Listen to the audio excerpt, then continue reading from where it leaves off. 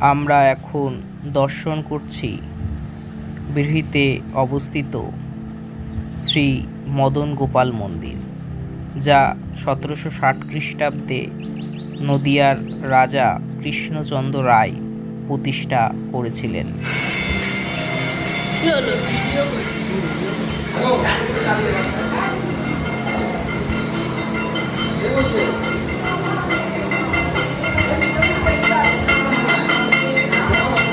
এই মন্দিরে নিত্য ভোগ, নিত্য সেবা হয়। শ্রী ভগবানের প্রত্যহ সেবা করে থাকেন পূজারী।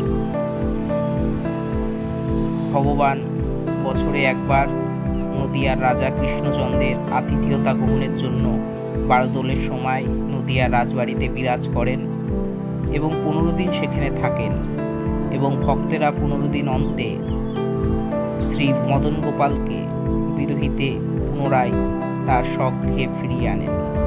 এই মন্দির অত্যন্ত জাগ্রত। গোপাল বিরহীর ঘরের ছেলে, তাই গোপাল মন্দিরকে সকলেই গোপাল বাড়ি বলে থাকেন। ভগবান এখানে নিত্য বিরাজ করেন, ভক্তদের সমস্ত মনোবাঞ্ছা পূর্ণ করেন।